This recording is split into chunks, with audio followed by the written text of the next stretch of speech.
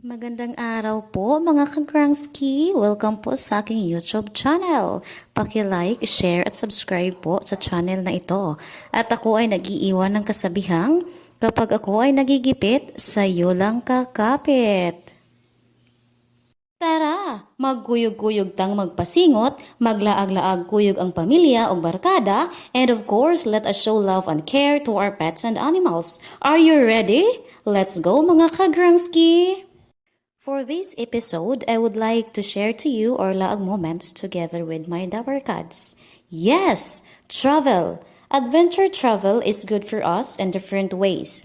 It helps us feel better on the inside and outside while providing you with tons of new experiences. Everyone deserves a good adventure and traveling is the best way to achieve it. Here we go, Grangski! First is the Camotes Island. After the laag moments, we also gain perspective on our lives. Seeing new situations and experiencing new cultures and traditions will give us a new perspective on life. We will see our own troubles and the good things you have much clearer when things around us are so different from our own experiences. Next is Mount Capayas. We can realize our dreams with the help of adventure travel.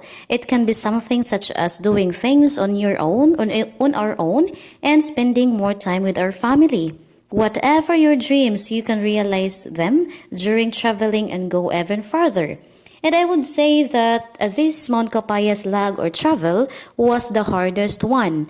Kung alam nyo lang mga ka-Grangski, napakadulas ng daan at ng bato. I am very grateful to my high school classmates na pinagbigyan yung hiling ko. Thank you po. But when we reached the top of it, wow, very satisfying and fulfilling view. The next laag moments were in the Bamboo Forest, Fantastic Island, Paradiso Beach Resort, and the Nasan Eco Adventure Park. Each human being has certain phobias within them, be it known or unknown. Some of the most common phobias included that of height, water, falling, etc. Taking part in adventure sports is a great option to overcome these fears. So don't wait any longer mga ka-Grangski. Go out and experience an adventure!